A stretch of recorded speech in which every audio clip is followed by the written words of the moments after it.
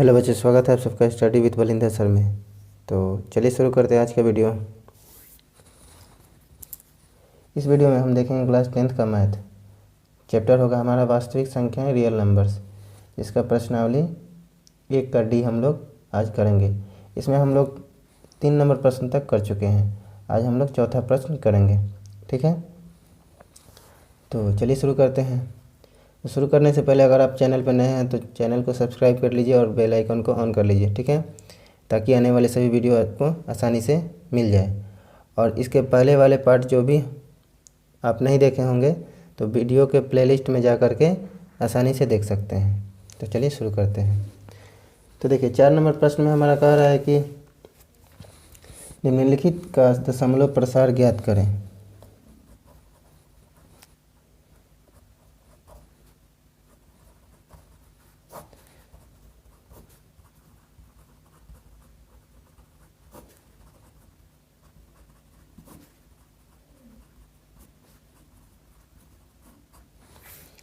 निम्नलिखित का दशमलव प्रसार ज्ञात करना है। प्रश्न है हमारा पहला 3.3/8। तो देखिए इसका हमें ये जो परिमेय संख्या है इसको हम पूर्णांक में कर दिया है, इसको बट्टे में कर लेते हैं। 8 तरीके 24, 25, 26, 27, 27/8।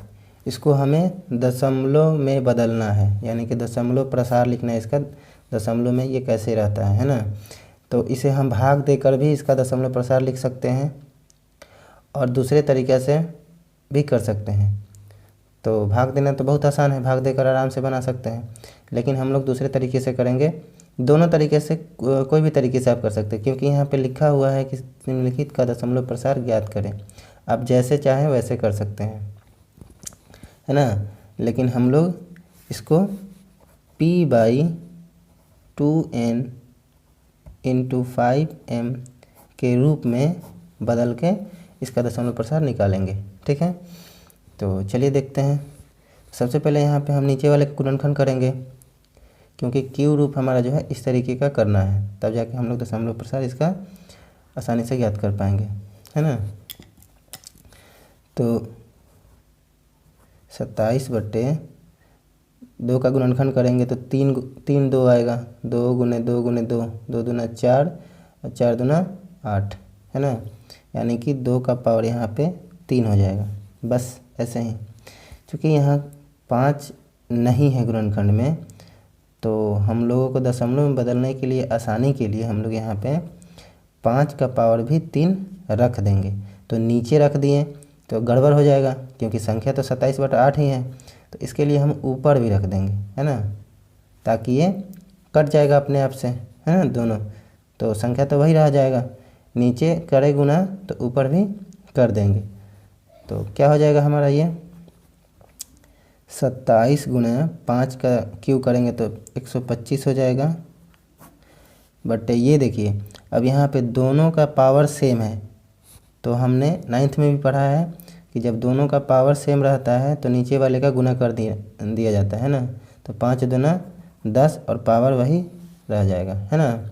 यानी कि 27 × 125/10 का पावर 3। फिर इसको हम लिख सकते हैं ऐसे। अब 27 में गुना कर लीजिए। 27 और 125 का गुना कर लीजिए, कितना हो रहा है। तो इसका गुना करने पर आएगा हमारा 3375, ठीक है। और बटे 10 का पावर 3 है, यानी कि 1 पे 3 0, 1000, है ना। अब हमें इसका दशमलव सिर्फ बैठा देना है। तो दशमलव कहाँ लगाएंगे हम लोग, यहाँ पे देख रहे हैं कि 1000 है, यानी कि 3 0 है यहाँ पे। तो ऊपर 3 अंकों के बाद यहाँ पे दशमलव हम लोग लगा देंगे, बस कुछ नहीं करना है। यानी 3.375 हो गया। ऐसे ही हम लोग इसमें सभी प्रश्नों को हल करेंगे। मतलब यहाँ पे नीचे हमें 2n × 5m के रूप में कर लेना है, और ताकि गुना करने पर यहाँ 10 के पावर 3 4 जो भी हो जाए, यहाँ पावर कुछ भी हो सकता है, नीचे को 10 कर देना है ना, ताकि हमें दशमलव सिर्फ लगा देना हो। भाग देने वाला जो क्रिया है वो नहीं करना पड़े, है ना। वैसे हम लोग भाग देकर भी इससे आसान तरीके से बना सकते हैं, लेकिन आपको तो पता ही है कि कैसे भाग देंगे। तो भाग देने पर हमारा दशमलव लगा करके भाग देते जाइए और उसके बाद जो है हमारा भागफल जो आएगा वो आंसर हो जाएगा। लेकिन आप इस तरीके से भी बना सकते हैं, आपको जो अच्छा लगे। तो चलिए दूसरा देख लेते हैं इसमें हम।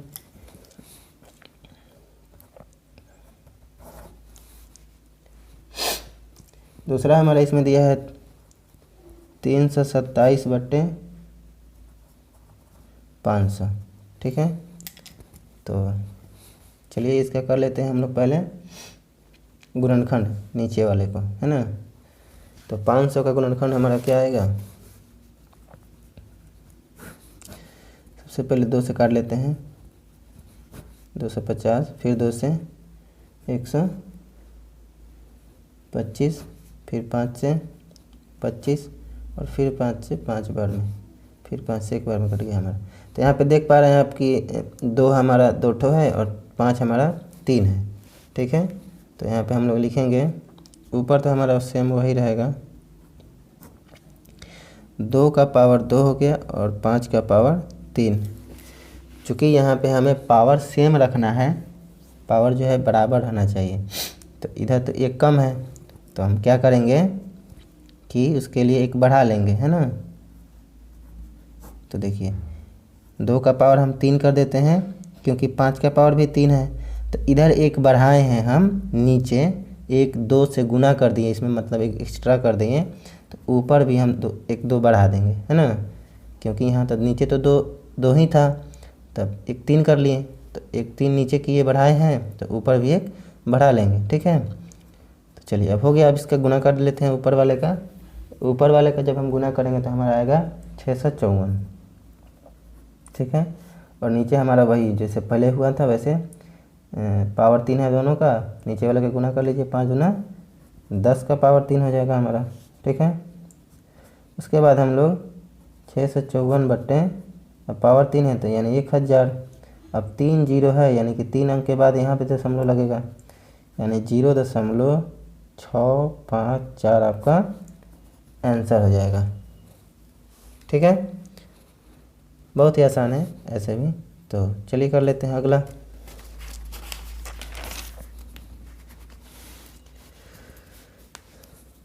तीन नंबर देखते हैं इसमें। 3 नंबर में दिया हमारा 6/15। तो सबसे पहले तो ये कट रहा है, तो इसको काट लीजिए, है ना। 3 दूना 6, 3 पच्चे 15, यानी कि 2 बट्टे हमारा 5 हो गया। चूँकि इसमें तो कुछ गुणनखंड इसका होगा नहीं, तो देखिए नीचे 5 1 है, यानी कि 5 का पावर 1 है। तो हमारा नीचे 2 का पावर भी 1 रहेगा, तब जा कर के ना हम इस तरीके से कर पाएंगे, है ना। 5 1 ही है, तो इसको तो हम बदल नहीं सकते हैं। तो 5 1 रहेगा, तो 2 का पावर भी तो 1 रहना चाहिए ना। तो नीचे 1 हम एक्स्ट्रा कर दें, क्योंकि चूँकि यहाँ पे 2 नहीं था, है ना, सिर्फ 5 ही है। तो हम 2 तो बढ़ा दिए, 1 ठो 2, तो ऊपर भी हम 1 2 बढ़ा देंगे, बस कुछ नहीं करना है, हो गया। अब गुना कर देंगे 4, और नीचे वाले गुना करेंगे तो पावर तो 1 है तो कोई फ़र्क नहीं पड़ेगा, लेकिन सिर्फ नीचे वाले गुना कर दीजिए तो 5 दूना 10 हो जाएगा। पावर 1 है तो 1 से तो कोई फ़र्क नहीं पड़ता है। तो बस यही हो गया हमारा। तो अब 0 1 है यहाँ पे, तो 1 अंक के बाद यहाँ दशमलव आ जाएगा, है ना, यानी कि 0.4 आपका आंसर हो गया, ठीक है। बहुत आसान है। चलिए चौथा देख लेते हैं। चौथा इसमें हमारा दिया हुआ है 35/50, 35/50। तो चूँकि अब देख सकते हैं यहाँ पे 5 से दोनों कट रहा है, तो काट लेते हैं, है ना। तो यहाँ पे हमारा ये कट जाएगा 5 7 35 और ये 5 10 50, तो हो गया 7/10। तो चूँकि यहाँ पे पहले से ही 10 है, तो इसको करना ही कुछ नहीं है हमें, है ना। गुणनखंड करेंगे तो वही ना आएगा, 2 × 5। इसको हम लोग ऐसा ही करके फिर इस तरह से दशमलव बदलेंगे। तो ये पहले से ही 10 है हमारा, तो कुछ करना ही नहीं है, आराम से इसको 1 0 है तो 1 अंक के बाद यहाँ पे दशमलव लगा दीजिए, हो गया सिंपल। ठीक है। चलिए अगला देख लेते हैं 5 नंबर।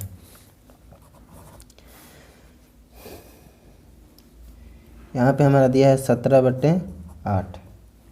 17/8 को हम लोग इसको तो काट नहीं सकते हैं, तो इसको हम क्या कर लेते हैं, नीचे वाले का गुणनखंड। तो नीचे वाले का गुणनखंड पहले भी हमारे नीचे 8 था 1 नंबर प्रश्न में, इसमें भी 8 है, तो हो जाएगा हमारा 2 का पावर 3। 2 दूना 4, 4 दूना 8, है ना। 3 2 अगर हम लेते हैं तो 2 दूना 4 और 4 दूना 8 हो गया। तो यहाँ पे अब हमें ऊपर तो हमारा 17 है तो 17 रख लेते हैं। इधर पावर अब 3 हो गया, तो इधर 5 का पावर भी तो 3 हमें रखना पड़ेगा, क्योंकि हमें नीचे वाले को पावर सेम और 5 और 2 दोनों रखना पड़ रहा है ना। तो नीचे 5 तो नहीं था इसमें, तो 5 रख लिए, 5 का पावर 3, तो ऊपर भी 5 का पावर 3 हमें रखना पड़ेगा, है ना। तो चलिए अब क्या हो जाएगा, ये हमारा 17 इंटू 5 का पावर 3 है तो 125। अब ये हमारा गुना कर लेंगे, 5 दूना 10 का पावर 3 हो गया। तो अब हम क्या करेंगे, 125 और 17 का गुना कर लेंगे, तो यहाँ हमारा हो गया 2125, ठीक है। और बट्टे हमारा हो जाएगा 10 का पावर 3 है तो 1000, है ना। तो अब हम क्या करेंगे, 1 2 3 है, 3 जीरो है, यानी कि 3 अंक के बाद यहाँ दशमलव हम लोग लगाएंगे, तो 2.125, यही हमारा हो जाएगा आंसर, ठीक है। तो चलिए अगला देख लेते हैं, लास्ट इसमें का है 6 नंबर। 6 नंबर में दे रहा है कि 5/6। तो आप देख सकते हैं यहाँ पे इसमें एक चीज़ गड़बड़ है कि इसका गुणनखंड अगर हम करते हैं तो 2 गुना 3 होगा, 2 गुना 3। तो वैसे तो अब हम 2 का पावर 1 और 3 का पावर भी 1 है, तो 5 का पावर हम कुछ भी लें, ये तो बीच में ये गड़बड़ कर रहा है हमारा, 3 नहीं रहना चाहिए नीचे, है कि नहीं है। तो इसका मतलब हम समझ सकते हैं कि इसका दशमलव प्रसार शांत नहीं होगा, क्योंकि जिस परिमेय संख्या का दशमलव प्रसार शांत होता है उसी को हम इस रूप में बदल के उसके क्यू का इस ये वाला रूप करके हम बदल सकते हैं, इस तरह से दशमलव प्रसार लिख सकते हैं। क्योंकि जिस परिमेय संख्या का दशमलव प्रसार शांत होता है उसी का क्यू रूप हम इस तरीके से लिख पाते हैं। तो इसमें ये 3 एक गड़बड़ कर रहा है, यानी कि इसका दशमलव प्रसार शांत नहीं होगा, तो इसे हम इस तरीके से नहीं बना पाएंगे। तो इसे हम क्या करेंगे, तो भाग विधि से ही बना लेंगे, है ना। तो चलिए भाग कर लेते हैं यहाँ पे हम लोग।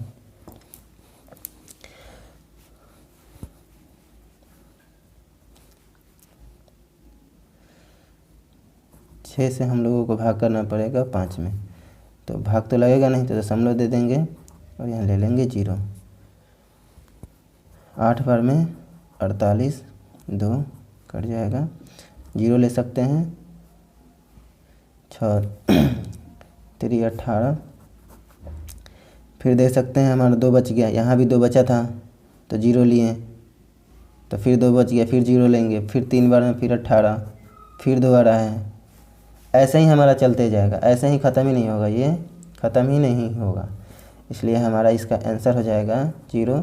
इसके आगे हम लोग 0 लिख सकते हैं, 0.83 और 3 के ऊपर हम लोग दे देंगे बार, यानी कि ये ख़त्म नहीं होगा। तो यही हो गया हमारा आंसर, ठीक है। तो चलिए अगला प्रश्न हम लोग देख लेते हैं, अगला प्रश्न क्या कहता है। तो देखिए हमारा 5 नंबर प्रश्न क्या कह रहा है, यहाँ पे कह रहा है कि निम्नलिखित वास्तविक संख्याओं में, वास्तविक यानी कि परिमेय हो या अपरिमेय हो, दोनों हो गया, क्योंकि आपको पता है कि परिमेय और अपरिमेय संख्याओं का समूह ही वास्तविक संख्याओं का समूह कहलाता है। तो यहाँ पे कह रहा है कि निम्नलिखित परिमेय संख्याओं में कौन परिमेय है और कौन नहीं, माने कौन परिमेय है और कौन नहीं, है ना। परिमेय की स्थिति में सबसे पहले तो आप बताइए कि कौन परिमेय है और कौन परिमेय नहीं है ना। उसके बाद अगर परिमेय है, परिमेय की स्थिति में p/q रूप में, p/q रूप उसका लिख सकते हैं हम, परिमेय है तो p/q रूप तो हो ही सकता है। तो p/q रूप में क्यू के अभाज्य गुणनखंड के विषय में क्या कहा जा सकता है। जब उसका पी बाई क्यू अगर करें तो उसका जो नीचे वाला क्यू होगा उसके बारे में आप, उसके गुणनखंड के बारे में आप क्या कह सकते हैं, है ना, यही हमें बताना है। तो सबसे पहले तो हम देख रहे हैं यहाँ पे कि ए नंबर प्रश्न इसका क्या दिया है, इसमें 43.123456789 और उस पर बार है, यानी कि यहाँ से लेकर यहाँ तक की संख्याएं बार बार रिपीट होंगी। फिर यहाँ से 1 2 3 4 5 6 7 8 9 शुरू होगा, फिर से 1 2 3 4 5 6 7 8 9 शुरू होगा, फिर 1 2 3 4 5 6 7 8 9 शुरू होगा। इसी तरीके से चलता जाएगा, ये ख़त्म नहीं होगा, यानी कि ये अशांत है। पर परिमेय संख्या में इसको हम बदल सकते हैं, है ना। ये अशांत आवर्ती है। क्या है? अशांत आवर्ती, यानी कि रिपीट हो रहा है, इसमें संख्याएं रिपीट हो रही हैं। तो इसका आंसर हो जाएगा, चूँकि संख्या क्या है, अशांत आवर्ती है, ठीक है। अतः अशांत आवर्ती है, आवर्ती यानी कि इसमें कुछ संख्याओं की पुनरावृत्ति हो रही है पुनरावृत्ति हो रही है, यानी कि ये कुछ संख्याएं रिपीट हो रहे हैं। तो शांत है, अशांत है, पहले तो ये ख़त्म नहीं हो रहा है तो अशांत है, और आवर्ती है यानी कि कुछ संख्याओं की पुनरावृत्ति हो रही है ना। तो इस स्थिति में हम इसे परिमेय संख्या कहते हैं, है ना, क्योंकि परिमेय संख्या या का दशमलव प्रसार जो होता है या तो शांत या फिर अशांत होता है ना। जैसे कि ये हमारा परिमेय संख्या था और ये अशांत है, इसमें तीन जो है पुनरावृत्ति हो रहा है इसका, तो परिमेय संख्या तो है ना ये। तो इसी तरीके से ये भी हमारा परिमेय संख्या होगा। तो यहाँ पे हम लिख सकते हैं कि अतः यह परिमेय संख्या है, अतः परिमेय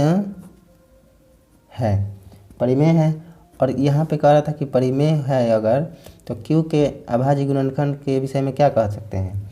तो यहाँ पे हम कह सकते हैं कि क्यू के अभाज्य गुणनखंड जो है, क्यू के अभाज्य गुणनखंड जो होगा वो 2n × 5m रूप में नहीं होंगे, है ना, नहीं होगा। बस इतना कर सकते हैं, क्योंकि क्यू रूप उसी परिमेय संख्या का 2n × 5m के रूप में होता है जो शांत दशमलव होता है, शांत, है ना, जिसमें किसी भी अंक की पुनरावृत्ति नहीं होती है। अगर वो अशांत है तो हम उसके नीचे वाले q का 2n × 5m के रूप में नहीं लिख सकते हैं, जैसे कि यहाँ पे हुआ था, नहीं कर पाए थे हम लोग। वैसे ही इसे हम, इसका जो q रूप होगा वो 2n × 5m रूप का नहीं होगा। समझ गए होंगे। एक बार और देख लीजिए, ये जो संख्या है अशांत आवर्ती है, अतः परिमेय है। सबसे पहले तो ये परिमेय है, अब परिमेय है तो इसका q रूप क्या होगा, तो q के अभाज्य गुणनखंड 2n × 5m रूप में नहीं होगा। बस, तो चलिए अगला देख लेते हैं।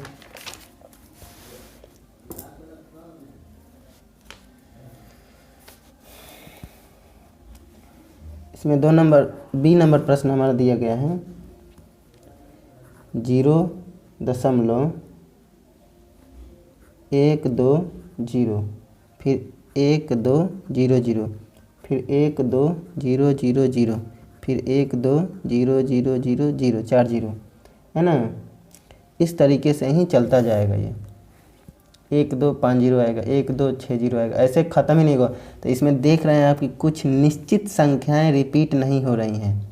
मतलब कि मान लीजिए कि यहाँ पे 1 2 0 रिपीट हुआ, तो फिर से 1 2 0 रिपीट होना चाहिए, तो 1 0 एक्स्ट्रा बढ़ गया कि नहीं बढ़ गया।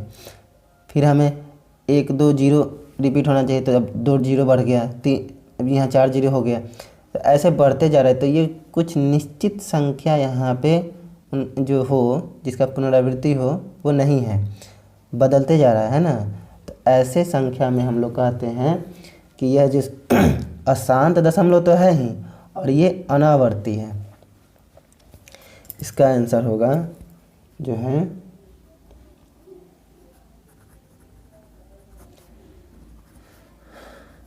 अशांत अनावर्ती है। तो अशांत अनावर्ती है तब तो ये परिमेय संख्या नहीं है, तब परिमेय संख्या नहीं है, परिमेय नहीं है। ठीक है, तो जब परिमेय ही नहीं है तो उसका क्यू p/q के रूप में लिखा ही नहीं जाएगा, इसको ऐसे नहीं लिख पाएंगे। तो इसके क्यू रूप के बारे में क्या कहें हम, होगा ही नहीं, है ना। तो बस यही हमारा इसका आंसर हो गया।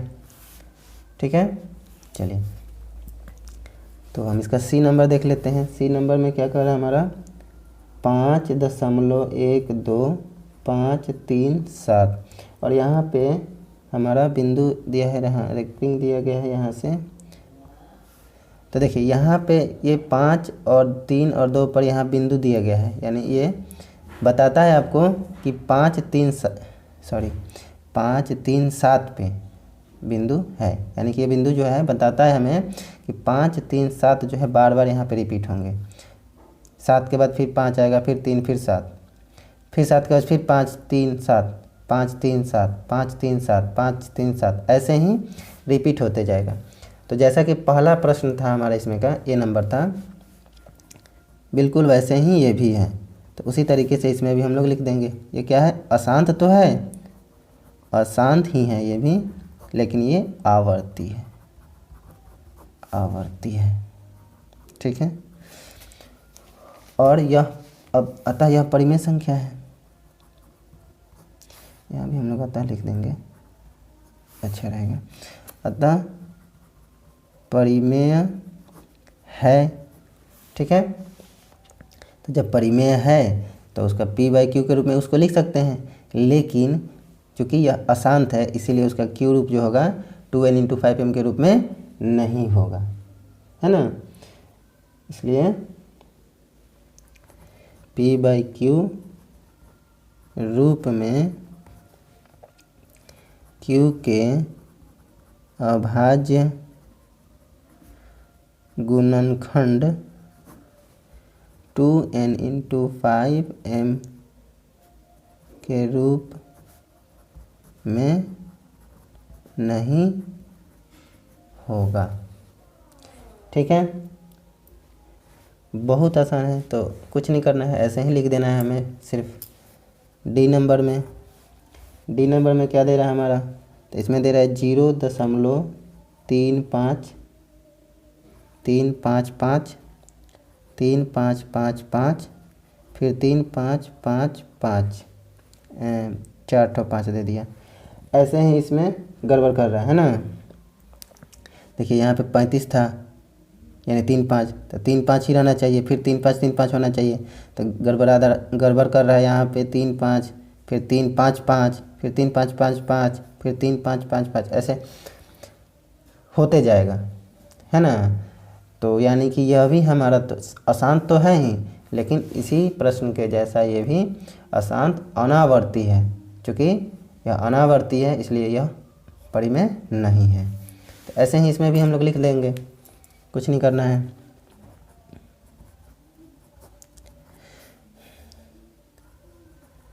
अशांत अनावर्ती है अतः परिमेय नहीं है। ठीक है, तो यहाँ पे ये एक्सरसाइज हमारा समाप्त हुआ। अब मिलते हैं नेक्स्ट वीडियो में, और यदि आप इस चैनल पर नए हैं तो चैनल को सब्सक्राइब कर लीजिए, और अगर आप चैनल पे पुराने हैं तो वीडियो को अच्छे तरीके से देखिए, कमेंट करिए, लाइक करिए, और जहाँ भी आपको नहीं समझ में आता है वो हमसे आप डाउट पूछ सकते हैं, है ना। तो कमेंट बॉक्स में बता सकते हैं और अच्छे तरीके से आपको फिर से समझा दिया जाएगा, है ना। और तो बस चलिए मिलते हैं नेक्स्ट वीडियो में।